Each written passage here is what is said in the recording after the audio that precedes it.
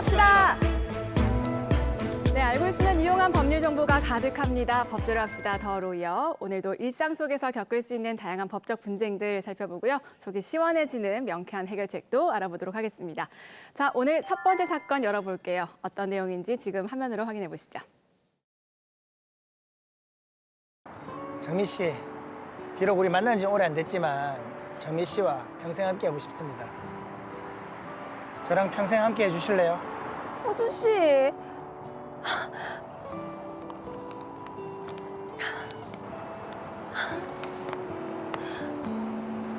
세상에서 제일 행복하게 해줄게요.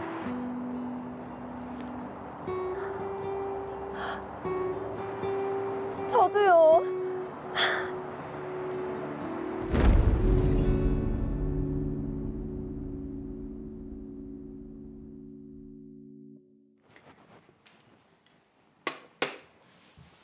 자기야, 나왔어요?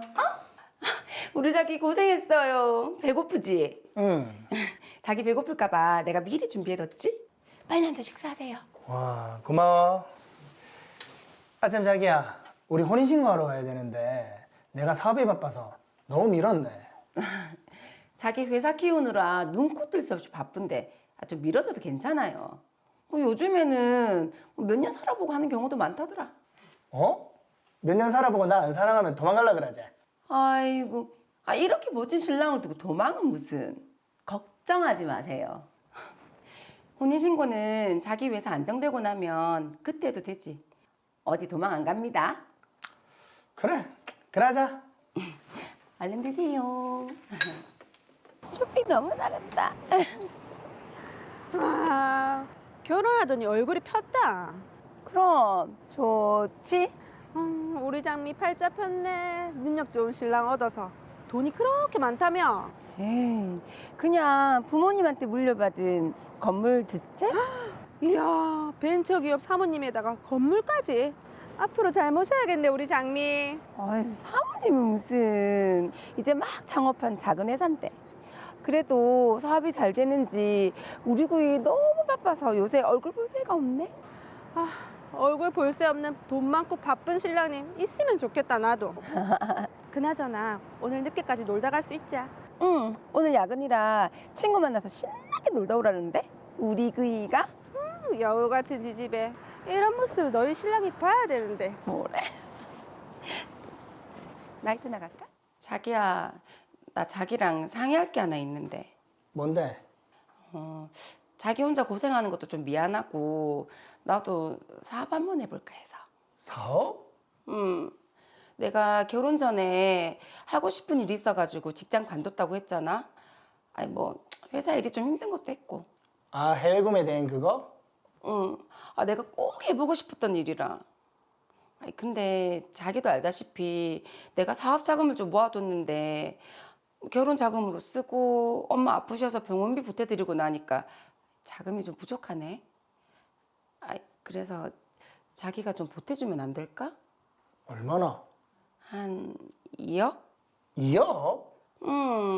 알아보니까 사무실도 구해야 되고 이리저리 초기 자금이 좀 많이 들긴 하더라고. 나 진짜 열심히 해볼 자신 있는데. 알겠다. 대신에 진짜 열심히 해야 된다. 고마워 자기야. 진짜 고마워. 나 너무 열심히 할 것 같아.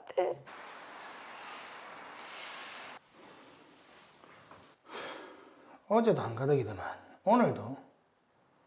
도대체 뭘 이렇게 많이 주문했지?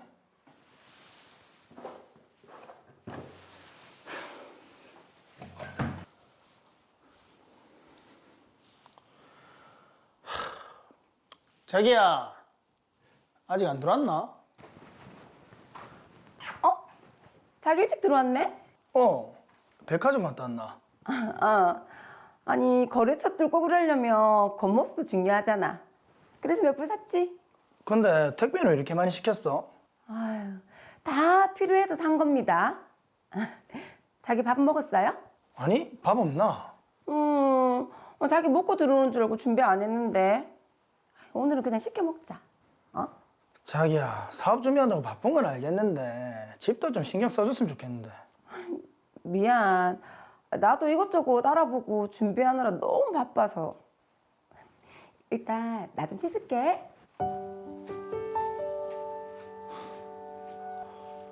아내는 사업을 준비한다는 핑계로 가정을 등한시하면서 과소비를 일삼기 시작했습니다. 자기야, 나 오늘 일찍 마칠 것 같은데 외식 갈까? 나 늦을 것 같은데 오늘 대학 동창 모임이라. 동창 모임? 그런 얘기 없었잖아. 내가 안 했나? 한 줄 알았다. 미안. 백장미, 애들이 빨리 한잔 하자고 니 찾는다. 오늘 일찍 들어오면 안 되나? 나도 일찍 마쳤는데. 나도 그러고 싶은데 너무 오랜만에 하는 모임이라. 그리고 애들한테 내 사업 홍보도 좀 하고. 애들이 찾는다. 일찍 들어갈게. 사업 준비하고 있는 거 맞나? 요즘 거의 하루 걸러 술 마시고 다니는 것 같던데.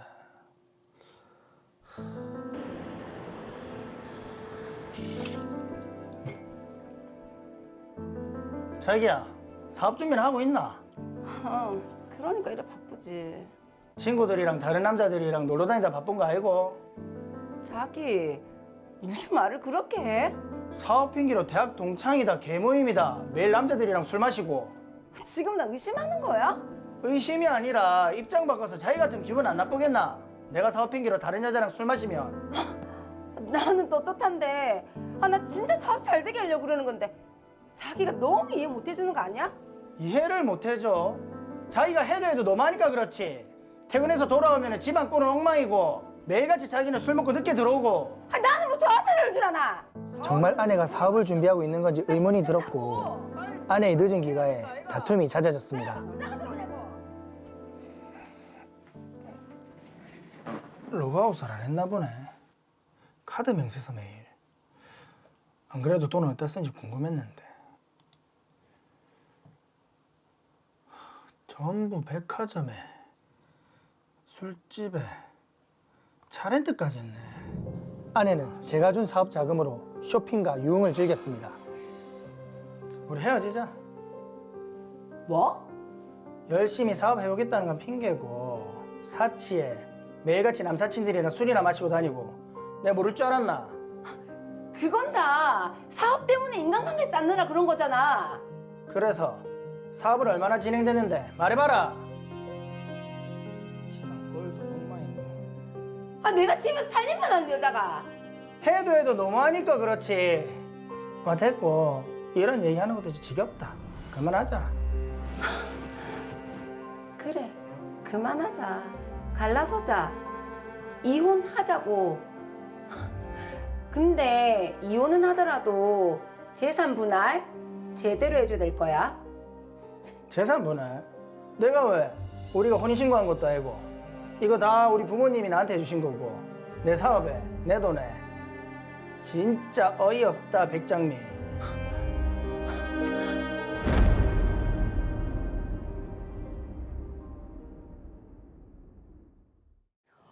최서준 씨 정말 화가 많이 나실 것 같습니다.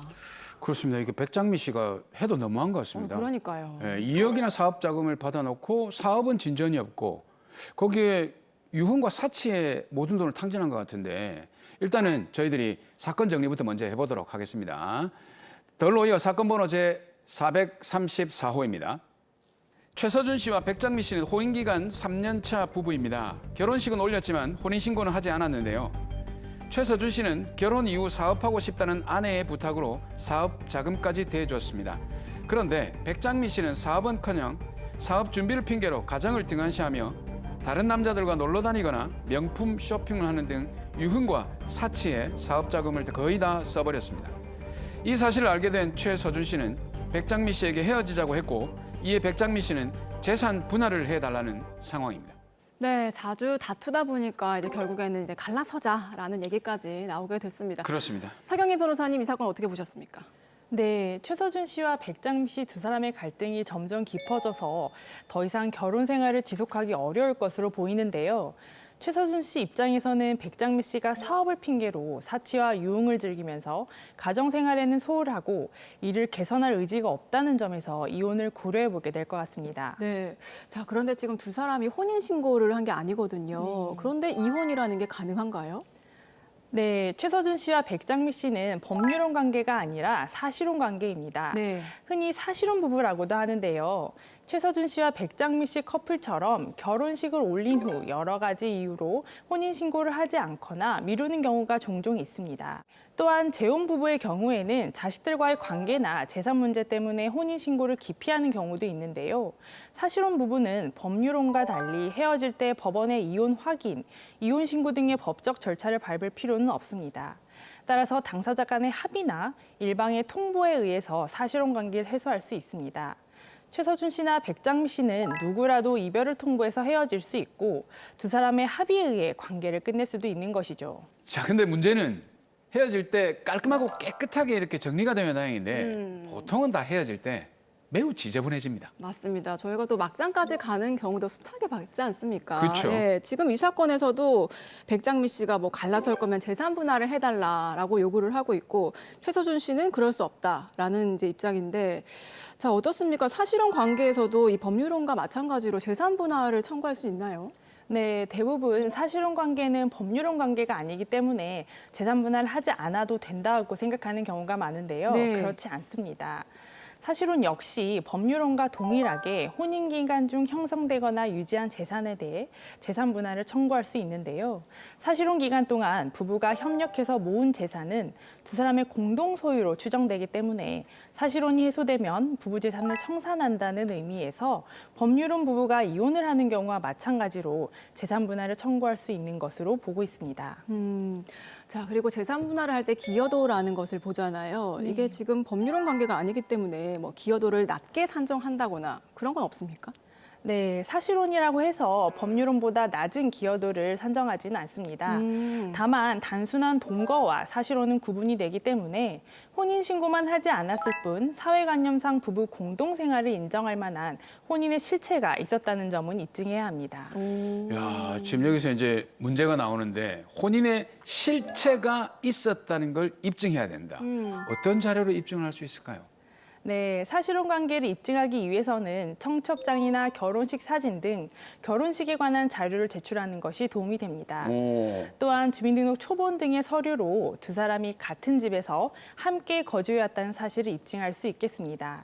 그리고 가족 행사 사진, 그동안 주고받은 문자 메시지, 생활비 공동 지출 내역, 주변인들의 진술 등을 통해서 부부 공동생활을 영위해왔다는 점을 입증할 수 있는데요. 이러한 자료들을 꼼꼼하게 잘 준비해서 제출하는 것이 중요합니다. 네. 자, 그리고 법률혼의 경우에는 이 혼인 생활이 10년 이상 지속되면 재산 분할할 수 있다고 뭐 알고 있는데 이 사실혼 기간도 재산 분할에 영향을 미치나요? 네, 영향이 있습니다. 네. 법률혼과 마찬가지로 사실혼도 혼인 기간이 길수록 재산 분할 시 기여도를 많이 인정받을 수 있습니다. 특히 경제활동을 더 적게 한 쪽에서는 기여도가 얼마만큼 인정되는지가 중요할 텐데요. 혼인 기간 중 별다른 경제활동 없이 가사노동에만 전념해 왔다고 하더라도 혼인 기간이 길고 육아와 살림을 전담했다면 경제활동을 한 것과 큰 차이가 없을 정도로 높은 기여도를 인정받을 수 있습니다. 네. 근데 이게 지금 드라마에서 보면 최서준 씨와 백장미 씨는 어쨌든 단순 동거가 아니라 실제로 사실혼에 가까운 혼인의 실체가 있다라고 보여지는데 네. 문제는 이 최서준 씨 입장에서 재산 분할을 해줄 게 없다라는 입장이거든요. 네, 그도 그럴 게 지금 백장미 씨 같은 경우에는 결혼을 한 이후에 일은 안 하고 또 사업 준비를 한다고 하면서 최서준 씨에게 2억 원을 받아서 지금 흥청망청 썼습니다. 예. 네. 이런 거 보면 저라도 뭐 재산 분할 안 해주고 싶죠. 나는 해줄 것 같은데. 착한 사람이네요. 근데 심정적으로 우리가 이렇게 생각을 하는데 나눌 건 또 나눠야겠죠. 근데 최서준 씨가 부동산 2채를 소유를 하고 있는데 이게 결혼 전에 최서준 씨 부모님으로부터 물려받은 겁니다. 네. 이것도 재산 분할 대상이 됩니까, 변호사님? 네, 최서준 씨가 부모님으로부터 물려받은 부동산 2채는 특유재산에 해당합니다. 오, 특유 재산이요? 네, 특유재산은 혼인 전부터 부부 일방이 보유하고 있던 고유재산이나 혼인 이후 제3자로부터 증여나 상속을 받은 재산을 말하는데요. 이러한 특유재산은 재산 형성의 기여도가 온전히 본인에게 있기 때문에 원칙적으로 이혼 시 재산분할 대상에서 제외됩니다. 네. 하지만 막상 결혼 생활이 시작되면 부부가 공동으로 자산을 관리하는 경우가 많기 때문에 그 경계를 짓기 어려운 상황이 자주 발생합니다. 네. 예를 하나 들어보겠습니다. 결혼 전 남편이 취득한 아파트였지만 결혼 후에 아내가 대출 용자금을 갚았다면 그 부동산은 재산분할 대상이 될까요? 되지 않을까요? 사무장님 생각은 어떠세요? 저희 가정으로 대입을 해서 본다면 아내가 대출금을 받았다. 무조건 아내 겁니다. 이건 재산 분할이 문제가 아니라 아내 겁니다. 당연히 줘야 되는 거 아닌가요? 네, 그렇게 생각할 수도 있겠네요. 눈치 많이 보시네요. 이에 관해서 법원은 최초 재산 형성이 특유재산이라도 상대방이 재산의 유지에 협력해서 감소를 방지하였거나 증식에 기여했다고 인정된다면 이는 부부의 공동재산에 해당하고 분할 대상으로 인정할 수 있다는 판결을 선고했습니다. 오, 그러면 특유 재산에 또 얼마나 기여했는지도 중요하겠네요. 그렇습니다. 특유재산의 유지 및 증식에 관한 기여도 평가가 관건인데요. 아파트 대출 용자금을 변제하는 것처럼 명확하게 기여도를 확인할 수 있는 경우는 물론이고 일방 배우자가 가사노동을 한 경우에도 상당한 혼인 기간 동안 가정생활에 충실히 기여했다면 특유재산 분할을 인정할 수 있다는 입장입니다. 네. 네. 또한 최근 하급심은 혼인 기간이 오래된 경우에는 특유재산이라고 해도 분할 대상 재산에 포함시켜 그 기여도를 참작해 분할 비율을 인정한 사례도 있습니다. 이러한 추세를 살펴봤을 때 앞으로 특유재산의 인정 범위는 점차 넓어질 것으로 보여 이를 둘러싼 갈등 또한 증가할 것으로 보입니다. 네, 지금 특유 재산 얘기가 나와서 그런데 자, 그러면 최서준 씨가 부모님으로부터 물려받은 부동산 있잖아요. 이건 재산 분할 대상이 될까요? 안 될까요? 네, 최서준 씨가 보유하고 있는 부동산 2채는 결혼 전 부모님으로부터 증여받은 특유재산입니다. 네.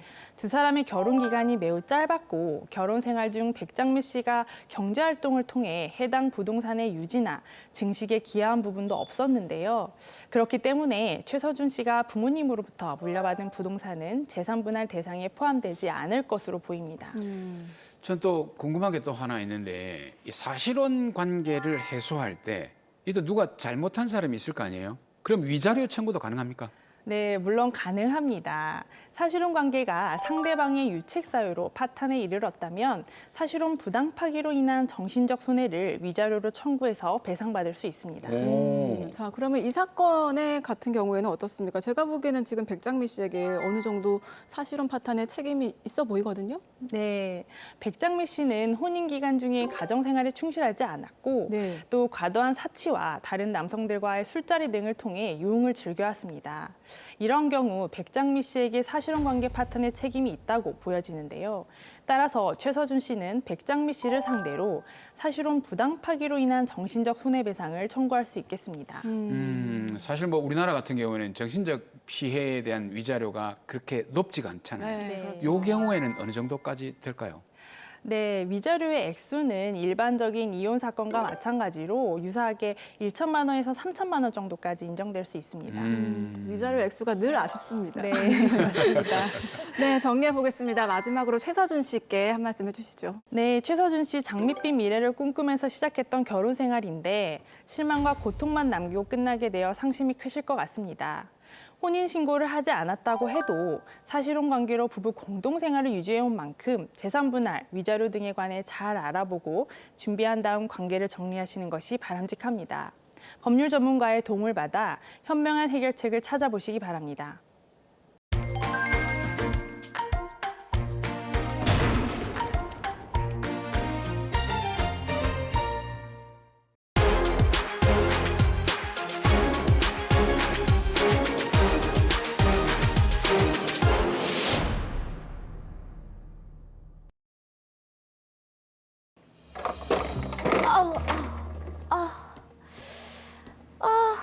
치료를 받는데도 무릎 통증이 점점 더 심해지노.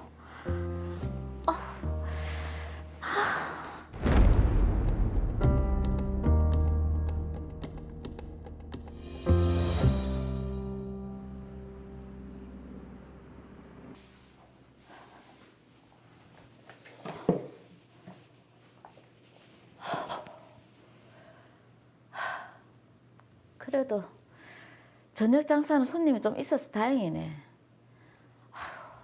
오래 서 있지를 못하겠네. 무릎이 시큰한 게 좀 부은 것 같기도 하고. 아이고, 나이 드니까 여기저기 안 아픈 데가 없네.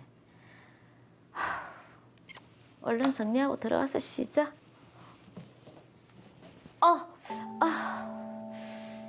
안 되겠다. 내일 가게 문 열기 전에 병원 갔다 와야겠다.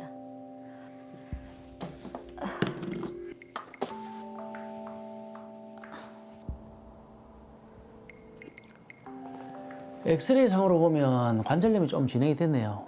뭐 심한 건 아니고 약물 치료랑 물리 치료 좀 받고 그렇게 하세요. 치료는 꾸준히 받으셔야 됩니다. 네, 너무 무거운 거 들지 마시고 무릎 관절은 관리를 잘 하셔야 됩니다. 한번 손상이 되면 회복이 안 되거든요. 알겠습니다. 그래요. 의사는 무리하지 말라고 했지만 먹고 살아야 했기에 마냥 쉬면서 치료만 받을 수는 없었습니다. 가게 일이 바빠지면서 꾸준히 병원을 찾는 것도 쉽지 않았습니다.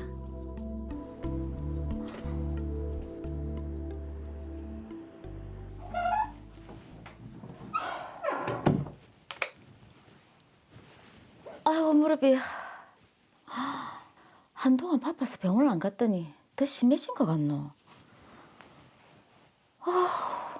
부은 거 봐라.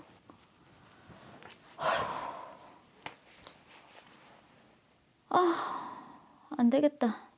내일 병원에 가봐야겠다. 아우 무릎이야.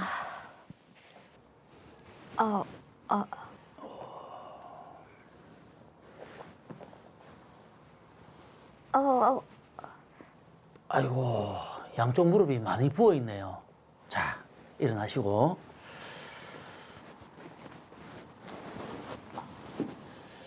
보시면 처음 내원했을 때보다 관절염이 좀 더 진행이 됐네요.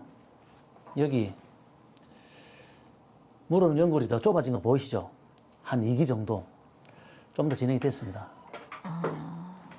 처음 내원해서 몇 번 오시다가 그동안 치료를 안 받으셨네요.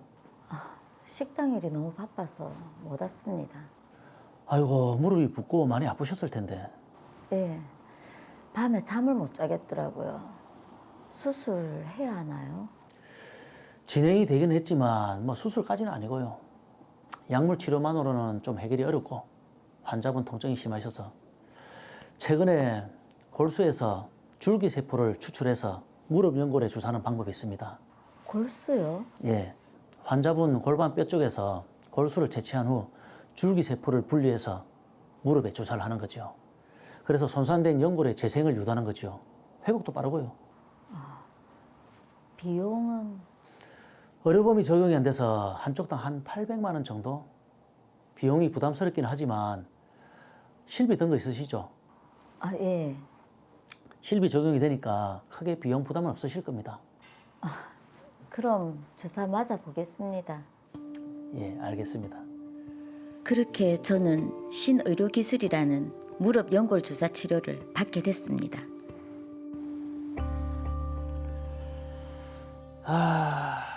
골수 채취 부위에 출혈이 발생해서 지혈을 했거든요. 골수 채취 부위하고 무릎 주사 부위에 감염이나 혈종 등 합병증이 발생할 수 있어서 오늘 하루 입원을 하시고 내일 경과를 보고 퇴원하도록 하시죠. 알겠습니다. 자, 그럼 쉬십시오. 그렇게 저는 골수 채취 부위에 출혈이 발생해 추가 지혈을 했고 주사 부위의 합병증 등 경과를 관찰하기 위해 1박 2일간 입원한 후 퇴원했습니다.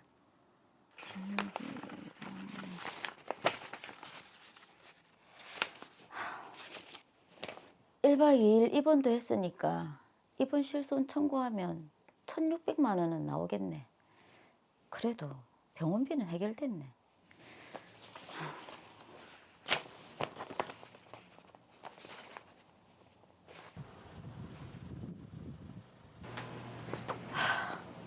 확실히 통증도 없고 좋네.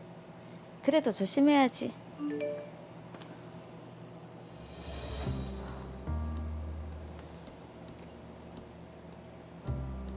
보험사죠.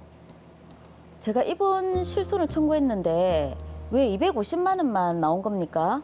네, 성함이 하동숙이요. 네, 고객님은 입원은 해당이 안 되시고요.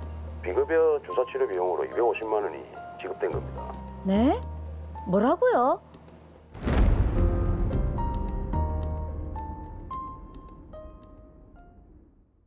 네, 이번 치료비로 보험금이 나올 줄 알았는데 아이고, 참 상황이 난감하게 됐습니다. 네, 지금 병원비가 상당히 많이 나왔을 것 같은데 빠른 해결책을 제시해 드려야 될 것 같습니다. 사건 정리합니다. 더 로이어 사건 번호 제435호입니다. 하동숙 씨는 무릎 관절염을 앓고 있는데요. 초기 치료를 받았지만 생업 등으로 증상이 더 진행이 됐고 병원에서는 신의료 기술인 무릎 줄기세포 주사 치료를 권했습니다. 한쪽당 800만 원 정도로 치료 비용이 비쌌지만 관절염에 효과가 좋고 실손 의료비 보험이 적용된다는 말에 치료를 결정했습니다. 하루 일찍 병원에 가서 마취를 하고 골반뼈 위쪽에 구멍을 뚫어 골수를 채취했고 이후 입원실로 돌아와 안정을 취했는데요. 하동숙 씨가 입원실에 있는 동안 골수 채취 부위에 출혈이 발생해 지혈하는 조치를 취했습니다. 그렇게 하동숙 씨는 골수 채취 부위 및 무릎 주사 부위의 감염이나 혈종 등의 합병증 유무를 관찰하며 1박 2일간 입원 후에 퇴원했습니다. 치료 이후 하동숙 씨는 입원 실손 항목으로 보험금을 청구했는데요. 그러나 보험사에서는 비급여 주사 치료 비용으로만 인정을 해서 250만 원만을 지급했습니다. 네, 무릎 관절염은 뭐 국민 고질병이라고 할 만큼 많은 분들이 또 앓고 있고 네, 그런 만큼 저도 아파요. 집중하십시오, 이 사건. 네, 그런 만큼 관련 보험에 가입한 분들도 많으실 텐데요. 오늘 이 시간 집중하시면 도움이 되실 것 같습니다. 자, 먼저 하동숙 씨, 실비보험 적용이 된다고 해서 지금 줄기세포 주사 치료를 받았는데요. 많이 당황스러우실 것 같습니다. 자, 한세영 변호사님 어떻게 보셨습니까? 네, 최근 무릎 줄기세포 주사 치료에 대한 언론 보도가 연일 이어지면서 많은 분들이 관심을 가지고 있는데요. 대부분 하동숙 씨처럼 실손의료비 보험에서 보험금을 받을 수 있다는 병원의 말을 듣고 무릎 줄기세포 주사 치료를 받았다가 실제로 보험금을 지급받지 못했다는 겁니다. 이런 기사들을 접하게 되면 환자들의 입장에서는 마치 무릎 줄기세포가 의학적 효용이 없는 치료인데도 불구하고 병원들이 환자들을 속여서 돈벌이 수단으로 이용하는 것처럼 느껴지기까지 합니다. 그렇죠. 오늘 이 시간 관련 내용을 짚어보고 이런 시각이 정말 타당한 것인지 살펴볼 필요가 있겠습니다. 네, 자, 지금 일단 문제가 되고 있는 게 무릎 줄기세포 주사 치료인데 이게 어떤 치료입니까? 네, 이 치료는 환자의 골반 근처의 장골릉에서 골수를 채취해서 줄기세포를 분리합니다. 분리한 줄기세포를 무릎 관절의 주사를 통해서 주입하는 치료 방법인데요. 정식 명칭은 무릎 골관절염에 대한 골수흡인 농축물 관절 강리 주사입니다. 야, 이게 신의료 기술이라 그런지 이름도 길고 어렵네요. 근데 이게 시술하는데 법적으로 문제가 되거나 하진 않습니까? 네, 이 치료 방법이 어디서 갑자기 튀어나온 것이 아닙니다. 정부기관인 보건복지부가 신의료 기술로 승인한 치료 방법입니다. 한국보건의료연구원은 의료법에 근거해서 보건복지부 장관으로부터 신의료 기술 평가 업무를 위탁받아서 수행하는데요. 신의료기술평가위원회는 지난해 5월 이 치료 방법을 유효한 기술로 판단하고 심의를 완료했습니다. 네. 이에 따라서 보건복지부는 작년 7월에 이 치료 방법을 안전하고 유효한 기술로 고시했고요. 이런 과정을 통해서 일반 병의원에서 이 기술을 환자들에게 사용할 수 있게 된 겁니다. 자, 그렇게 신의료 기술로 지금 승인된 줄기세포 주사 치료인데 보험사는 왜 보험금을 지급하지 않는다는 거죠? 네, 보험사의 주장을 세 가지로 들어볼 수 있습니다. 우선 이 치료를 받은 환자들이 보건복지부 고시에서 정하고 있는 적용 대상에 해당하지 않는다고 주장하는 경우가 많이 있습니다. 이 치료법이 무릎 관절염 환자면 다 이게 받을 수 있는 게 아니라 적용 대상이 정해져 있습니까? 네, 골관절염이 있는 모든 환자에게 사용할 수 있는 게 아닙니다. 보건복지부 고시에 따르면 이 치료 방법을 사용할 수 있는 대상에 대한 기준을 정해놓고 있는데요. KL 등급과 ICRS 등급으로 분류됩니다. 이게 이제 항상 보험 분쟁할 때마다 나오는 게 한국 표준 질병 사인 분류, 일명 KCD인데 그거 다음으로 또 어렵습니다. 일단 먼저 KL 등급. 이게 뭡니까? 네, KL 등급은 무릎 골관절염의 정도를 평가하는 분류 체계인데요. 0에서 4등급으로 나뉩니다. 줄기세포 주사 치료의 적용 대상은 2에서 3등급에 해당하는데요. 네. 이는 엑스레이 검사상 관절 간격이 명확하게 좁아져 있는 상태입니다. 네, 그러면 ICRS 등급은 어떤 건가요? 네, ICRS 등급은 국제연골재생협회의 연골 손상 정도에 대한 분류 체계인데요. 마찬가지로 0에서 4등급으로 나뉩니다. 3에서 4등급에 해당하면 줄기세포 주사 치료 적용 대상인데요. 3에서 4등급은 MRI 또는 관절경 검사를 통해서 연골이 50% 이상 손상된 환자들이 해당됩니다. 이 두 가지는 모두 무릎 골관절염의 정도를 나타내는 분류 방식 정도로 생각하시면 되는데요. 우리나라의 경우에는 보통 KL 등급을 많이 사용하고 있습니다. 네, 정부가 인정한 의료 기술이고 지금 적용 대상에 대한 기준도 정해놨고 하동숙 씨도 거기에 해당하니까 치료를 받은 건데요. 그런데 왜 보험사에서는 적용 대상에 해당하지 않는다고 주장을 했을까요? 네, 주치의는 위 등급에 해당한다고 판단을 해서 환자에게 처치를 했겠지만 보험사는 의료 자문 등을 통해서 주치의의 판단을 인정하지 않는 것입니다. 보험사는 결국 환자가 질병 치료 목적으로 줄기세포 주사를 맞은 것이 아니기 때문에 보험금을 지급할 수 없다는 주장입니다. 아니 이게 기준 등급이 있고 정확하게 나와 있는 우리가 그 분류 이 등급이 있지 않습니까? 근데 왜 이게 주치의와 보험회사의 자문에 의해 의견이 다를 수가 있는 거죠? 그러게요. 네, 이것은 KL 등급이 수학적인 방법을 통해서 정해지는 것이 아니라 의사가 엑스레이 사진을 통해서 관절면의 좁아진 정도를 주관적으로 평가하기 때문에 발생하고 있는 측면이 좀 있습니다. 근데 환자를 직접 치료하고 또 진료한 주치 입장에서는 기분 나쁘겠는데요. 그렇네요. 네, 그럴 수 있습니다. 설령 자신은 의료인의 양심에 따라서 판단을 했더라도 최근의 분위기는 장사치로 치부되고 있는 상황이니까 목소리를 내기도 힘들 것입니다. 참 이게 의사도 그렇고 환자도 그렇고 매우 난감한 상황입니다. 네, 그런 상황입니다. 자, 두 번째로 보험사가 무릎 줄기세포 주사 치료에 대해서 보험금을 지급하지 않는 이유 뭡니까? 네, 다음으로 환자가 받은 치료가 보건복지부 고시가 정하고 있는 적용 대상에 해당하지만 치료의 실질이 입원 치료가 아니라 통원 치료에 불과하다는 것입니다. 그러므로 실손의료비 보험 중에 입원 항목이 아닌 통원 항목으로 적용해서 보험금을 지급하겠다고 주장하는 경우도 많이 있습니다. 지난 방송에서 백내장 다초점 렌즈 삽입술과 관련한 실손의료비 보험금 분쟁에 대해서 저희가 다뤘지 않습니까? 그렇죠. 그렇죠. 네. 기억이 납니다. 그때도 이 판단이 둘로 나뉘었던 것 같은데 맞죠? 네, 그렇습니다. 그중에서 법원은 24시간 내에 입원과 퇴원이 이루어지는 납병동 입원과 관련해서 6시간 이상 병원에 입원을 했다고 하더라도 환자의 증상, 진단 및 치료 내용을 살펴봤을 때 그 치료의 실질이 입원 치료가 아닌 통원 치료라면 약관상 입원에 해당한다고 볼 수 없다고 판단한 적이 있는데요. 네네. 보험사는 이 판결의 내용을 그대로 무릎 주사 치료에도 적용하는 것입니다. 이 판결 취지에 따라서 보험사는 무릎 줄기세포 주사에 대해서 보통 1년에 5천만 원까지 보험금을 지급해야 하는 입원 실손의료 담보 항목이 아니라 하루에 25만 원 내지는 30만 원 정도만 지급하면 되는 통원 실손의료 담보 항목을 적용해서 보험금을 지급하고 있는 것으로 알고 있습니다. 자, 그럼 이 사건의 경우 하동숙 씨는 지금 골수를 채취한 부위에 계속 출혈이 있었고 주치의가 경과를 좀 더 지켜봐야 한다고 해서 1박 2일 입원을 한 거잖아요.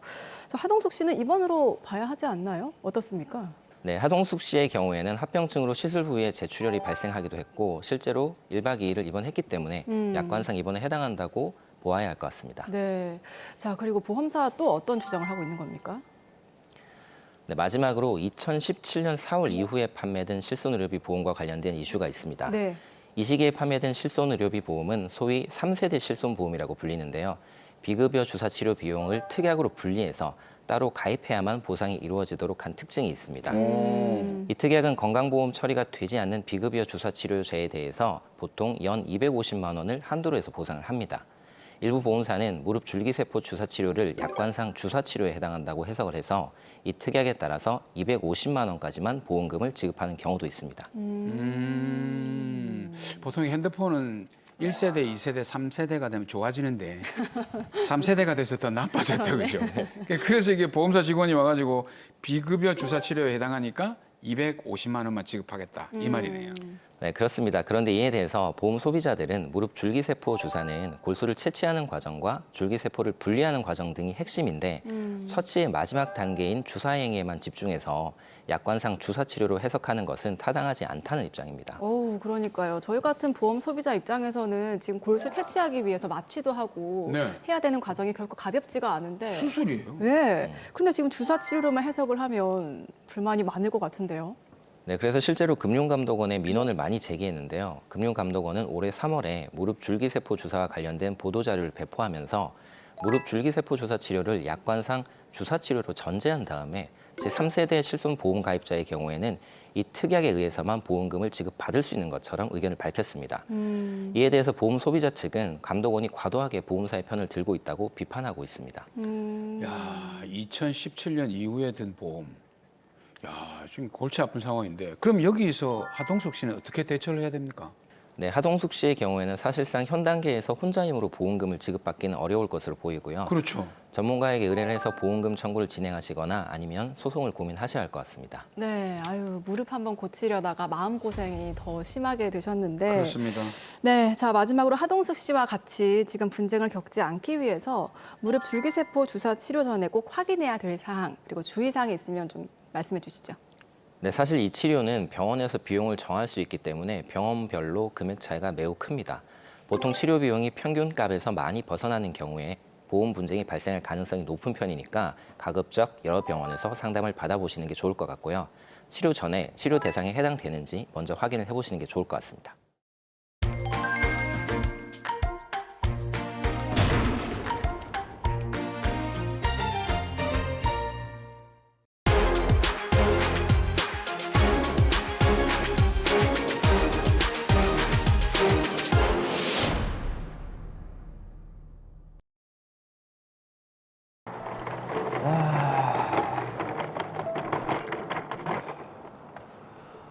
이야, 딱 5년 만이네.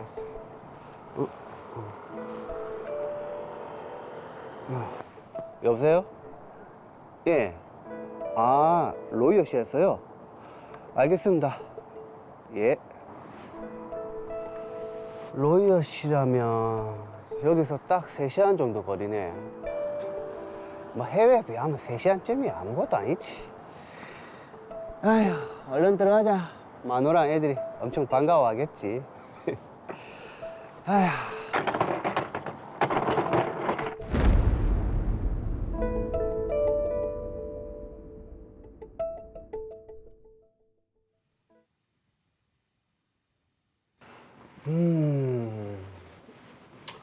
정리는 이만하면 됐고, 뭐 전임자가 썼다더니 숙소는 깔끔하네. 아, 인수인계 미리 받으면 된다고 했지. 전임자가 한승수 여인네. 아, 안녕하세요. 이번에 후임자로 가게 된 김종호입니다. 아, 예, 안녕하세요. 그 말씀 많이 들었습니다. 아, 예. 인수인계 받으려고 하는데 어디로 가면 될까요? 아, 제가 오늘 출근을 안 해가지고 혹시 저희 집 근처로 좀 와주실 수 있겠습니까? 아, 예, 뭐 괜찮습니다. 주소 보내주세요. 아, 예, 문자 보내겠습니다. 아, 예. 요거 결제 받아가지고 처리하시면 됩니다. 예, 뭐 제가 잘 마무리하겠습니다. 아, 이제 다시 한국에 복귀하시는 소감이 뭐 어떠세요? 뭐 아직 얼떨떨합니다. 야, 저는 5년 동안 애들이랑 떨어져 지내라고 하면 못 지낼 것 같은데 그럼 뭐 어떻게 견뎠습니까? 공무원이 뭐 힘이 있습니까? 시키는 대로 해야죠. 야, 역시 대단하시네요. 아, 이제 먼 길 오셨으니까 요 식사하시고 한잔 하시죠. 아, 예, 좋습니다.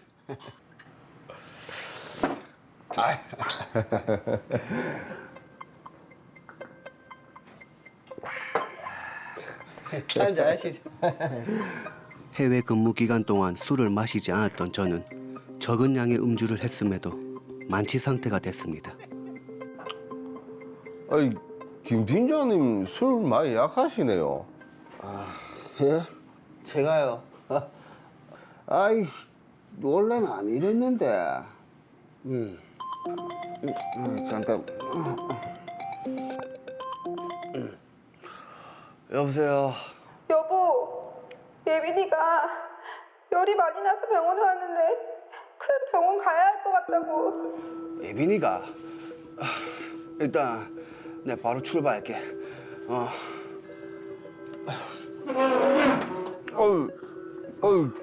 괜찮습니까? 저 일단 먼저 좀 가봐야겠습니다. 아이, 술 많이 취하신 것 같은데요. 애가 많이 좀 아파서 좀 급합니다. 그럼 일단 나중에 뵙겠습니다.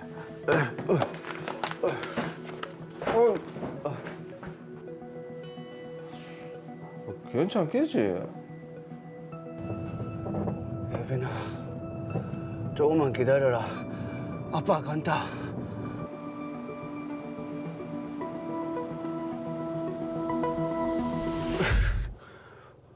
뭐지? 이 트렁크에 넣어둔 공이 굴렀나? 여보, 예빈이 괜찮아졌대. 아, 진짜? 아, 다행이다. 이제 걱정 안 해도 된다니까. 숙소에 가서 얼른 쉬어요. 아이, 그래도 가봐야 되지 않겠나? 예빈이 주사 맞고 잠든 데다 병원에 면회도 안 된대. 그냥 내일 낮에 와요. 아이, 그래, 알겠다.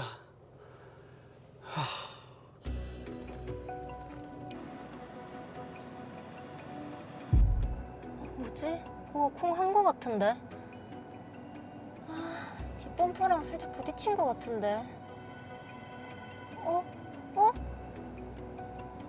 지금 도망가는 거가?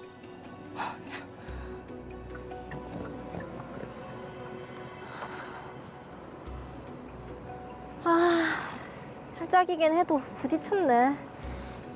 사고 처리도 안 하고 도망을 가?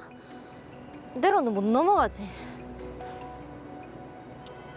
거기 경찰서죠. 제가 뺑소니를 당했는데요. 올 사람이 없는데. 누구세요? 경찰입니다. 신고받고 나왔습니다.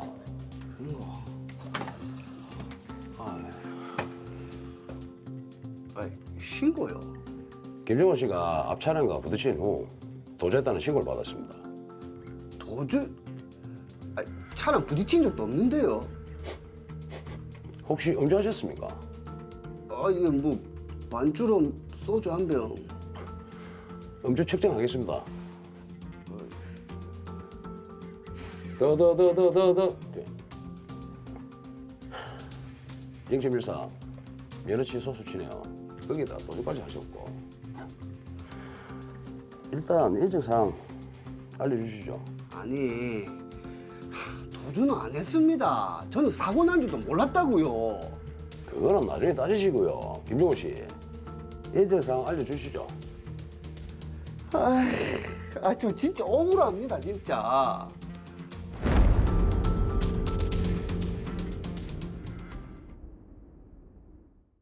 네, 음주운전을 한 것은 명백하게 잘못한 행위이지만 이 도주범으로까지 몰린 것은 좀 억울하지 않나 하는 생각이 들기도 합니다. 네, 저도 다소 좀 억울한 측면이 있지 않나 그렇게 한번 생각을 해봤는데 어쨌든 빨리 좀 해결책을 제시해 보도록 하겠습니다. 사건 정리합니다. 더 로이어 사건 번호 제436호입니다.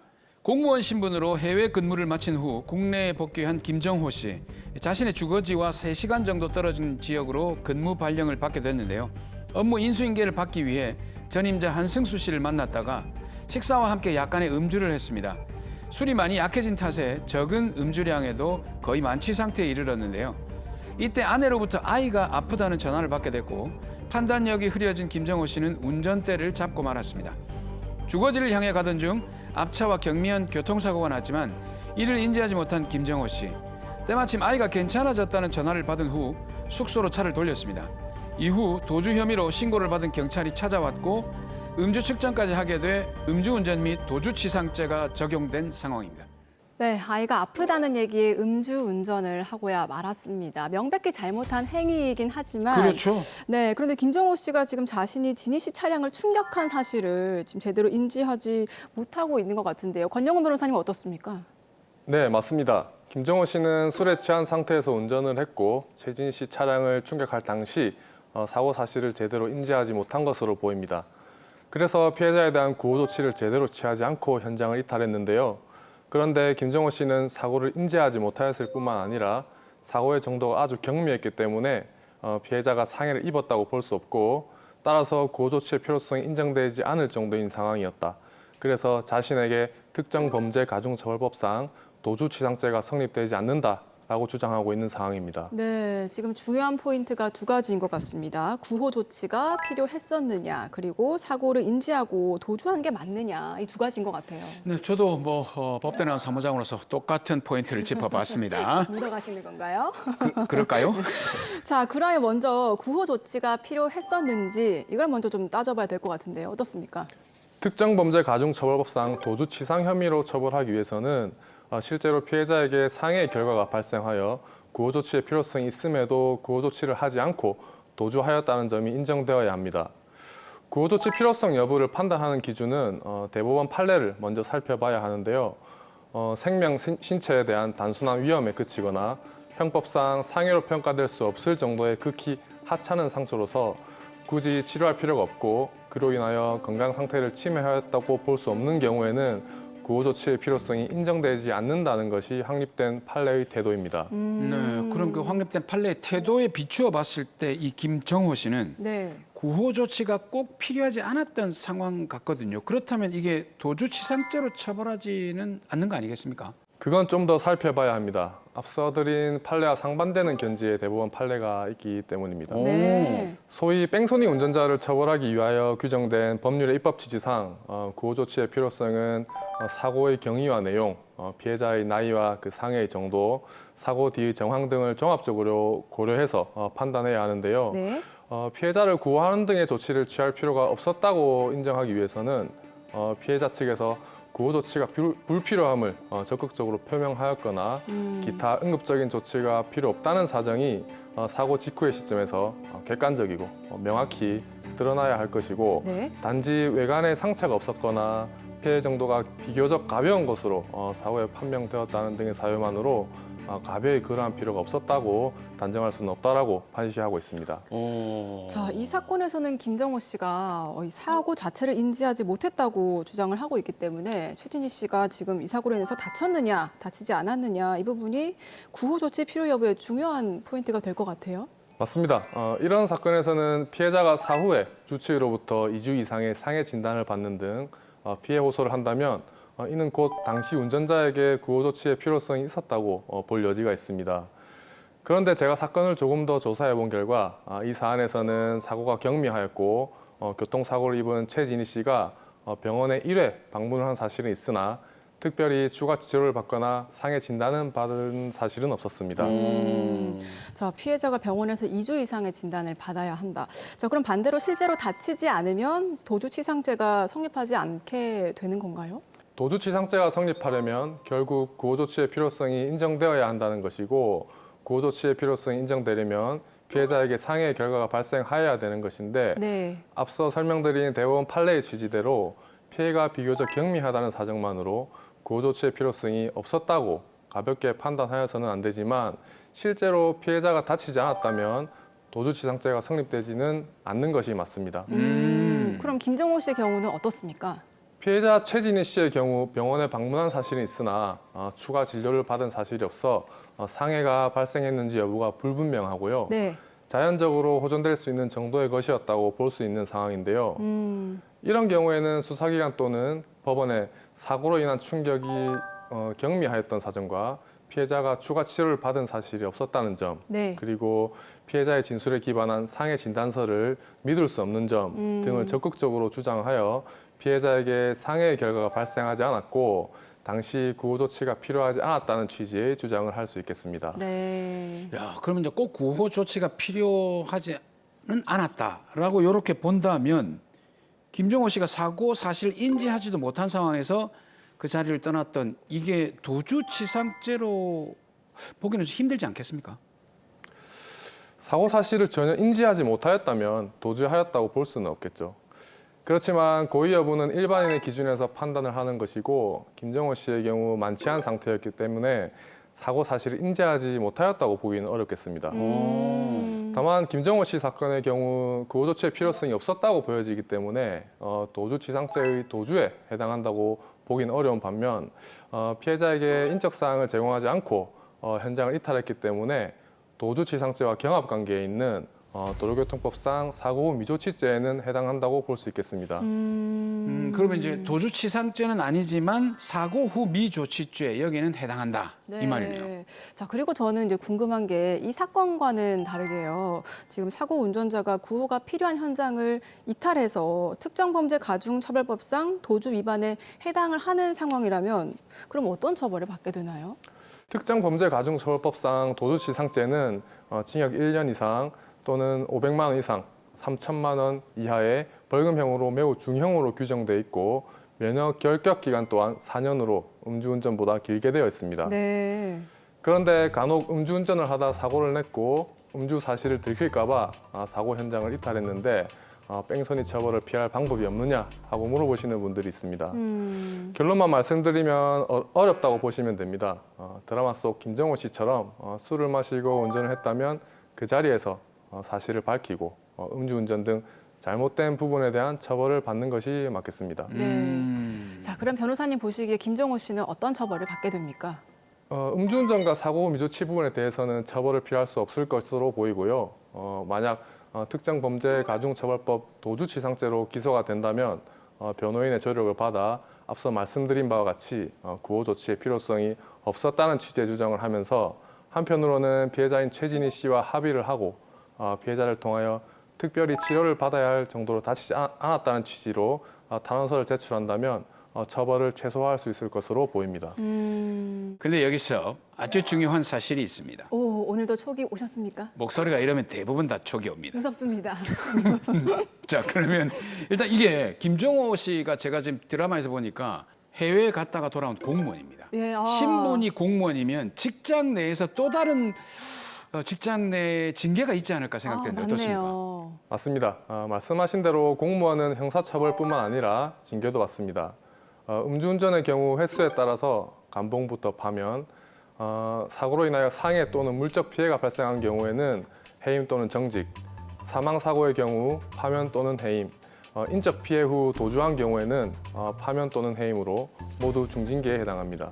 네, 그러면 김정호 씨도 중징계 처분을 받나요? 네, 김정호 씨는 공무원으로서 신분상 특수성이 있었기 때문에 특가법상 도주치상죄로 기소되어 처벌된다면 공무원 징계 규정상 파면 또는 해임 처분을 받을 수 있습니다. 하지만 지금 상황으로 볼 때 도로교통법 위반, 그러니까 사고 미조치와 음주운전만으로 처벌될 것으로 보이기 때문에 다행히 파면이나 해임 처분은 면할 것으로 보입니다. 네, 다행입니다. 자, 그런데 간혹 이 징계 처분에 대해서 억울하다 하는 분들도 많이 계실 것 같은데 그런 경우에 좀 다퉈볼 수 있는 방법이 있습니까? 예, 징계 처분을 받게 되면 법률 전문가의 조력을 받아서 소청 심사나 행정 소송을 제기해서 다툴 수는 있습니다. 물론 사안마다 다르겠지만 특별한 사정이 있지 않은 이상 처분을 변경하거나 취소하기는 어려운 게 사실입니다. 네, 이 공무원들은 사실 신분상의 특수성 때문에 음주운전이나 또는 특가법상에 기소당하지 않는 부분들을 조금 이렇게 주의를 하셔야 될 것 같습니다. 네, 맞습니다. 자, 그럼 이 운전자로서 이런 사고를 예방하는 팁, 어떻게 하면 이런 사고가 났을 때 사고 조치를 하면 좋겠다, 이런 게 있으면 좀 얘기를 좀 해주시죠. 예, 어떤 일이든 규정대로, 규칙대로 하는 게 예방에는 가장 좋은 것 같습니다. 항상 교통법규를 준수하고 운전 전후로는 음주를 삼가야 합니다. 특히 다음 날 일찍 운전을 해야 한다면 밤에 음주량을 조절하시는 게 좋겠는데요. 네. 이른바 숙취운전으로 처벌받는 분들이 갈수록 증가하고 있기 때문입니다. 맞아요. 음주운전만큼 숙취운전도 네. 위험하기 때문에 주의를 좀 하셔야 될 것 같더라고요. 자, 그리고 또 뭐 운전자 보험이나 자동차 보험을 들어두는 것도 사고 대처할 때 도움이 될 것 같은데요. 맞습니다. 통상적인 교통사고의 경우 자동차 보험에 가입하면 형사처벌이 되지 않습니다. 하지만 12대 중과실 사고, 그리고 사망사고, 중상해 사고의 경우에는 형사처벌됩니다. 이 부분도 유념하셔야겠는데요. 이 경우에는 수사나 재판 과정에서 변호인 조력과 피해자와의 합의가 필수적이죠. 이때 운전자 보험에 가입하면 음주운전, 그리고 특가법상 도주운전으로 인한 사고를 제외하고는 변호사 비용, 형사합의금, 그리고 벌금 등을 지원받을 수 있으니까요. 반드시 가입해 두는 게 좋겠습니다. 네, 자, 마무리해 보겠습니다. 마지막으로 김정호 씨께 한 말씀 해주시죠. 예, 음주운전 사고로 인한 인명피해가 늘어나면서 음주운전은 중대한 사회적 문제로 인식되고 있습니다. 이번 사고를 계기로 모두의 안전을 위하여 다시는 음주운전을 하지 않아야겠습니다.